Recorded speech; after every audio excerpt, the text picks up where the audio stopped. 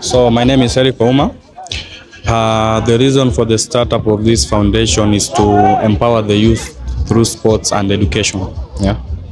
So, how many tournaments are you planning to have maybe during the year, and why university students?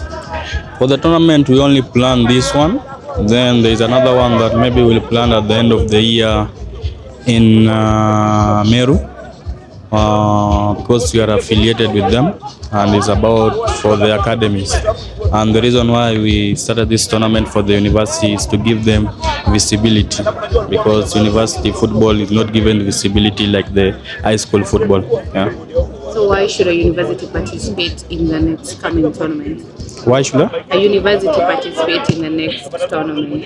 I think they should participate so that they can get that visibility, and also for the top teams to come and scout them, because I believe there is a talent in these schools.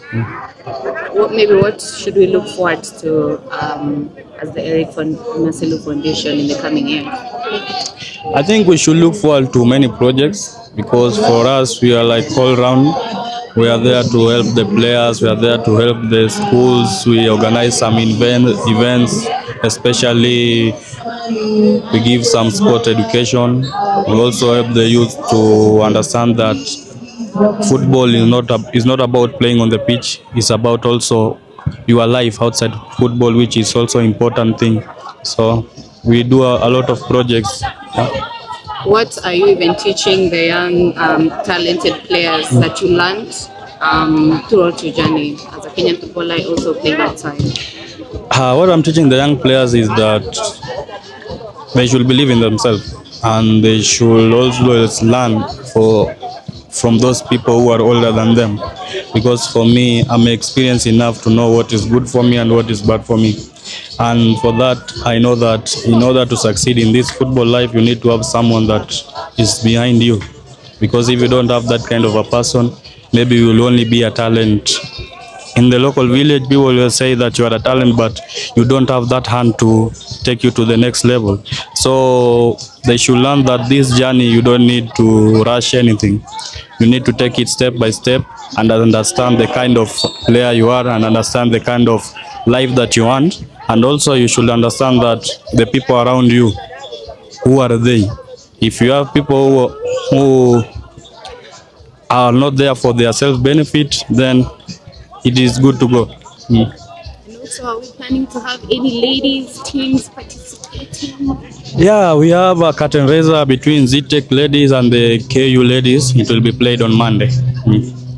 Marcelo, you are one of the most experienced players, and part of that has been your journey through professional football from Kakamega High School to Gor Mahia, and then transitioning to European football. But many people ask, what has kept you for quite some good time in Europe? I know you have been in Sweden and now in Poland. What has been the secret behind your consistency and performance at the top level? The secret is about how well you keep yourself, because your body is your tool. So if your body is not working well, then it cannot function, because in a European football it is demanding, and demanding means that you need to be focused and consistent in everything, be it training, be it games.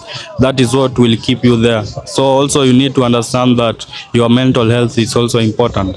So maybe if you travel to Europe, you need to have maybe your family there, or someone you need to talk to. If you have this kind of people, then you will survive. The senior national team, that is Harambee Stars, for the last like around 10 years, has always been more of a switch between you and Abu Domar. But you have seen several young left backs coming up, the likes of Kevin Osani of Nairobi United, the likes of Telena Ocheng, Ulinzi Stars. Maybe what could you tell them now that maybe in the coming few years you'll be now transitioning to more of a guidance role?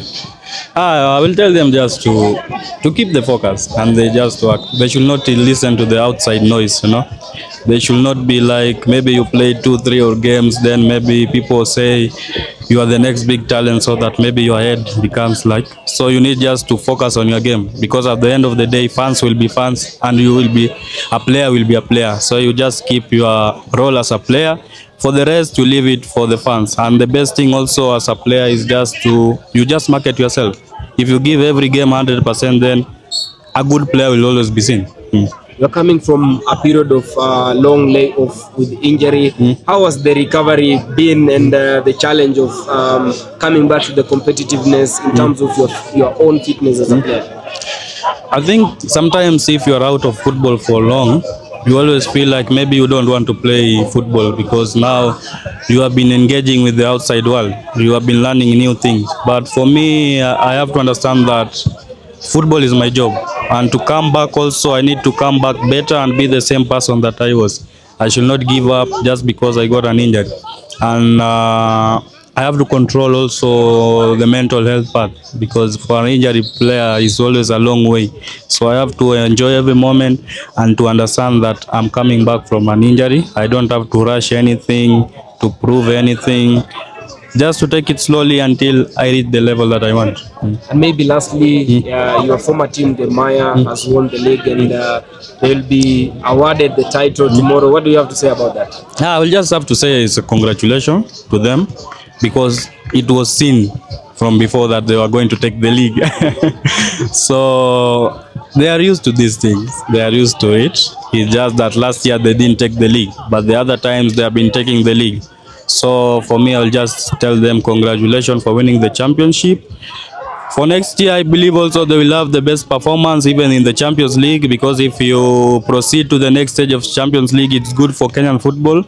And also if you perform there, it increases the points for even the, maybe you have like two or three teams participating. So if you understand that, I think we should always support all the Kenyan teams who are playing in the CAF Champions League. Lastly, the final one. This season, talking of Gor Mahia, was a season that they were pushed to the final limit by their wrong rivals, AFC Leopards. I know maybe during your time you did not get to face them at their prime, but seeing these two clubs go toe to toe up to almost the last two or so final match days of the season, what does it mean to you and to Kenyan football? For me, it means competition, and this is the kind of competition we want in the league, that every team perform to the maximum level, not only for one team. If all the teams could perform like this, then I think this league will be the most competitive league in Africa, because I believe that Kenya, we have everything to be on top. Is that we have not utilized those opportunities to be at the top, but we know that we can be there, but we don't know how to lay those foundations to be there. But if we do, then I think this league will be the best league.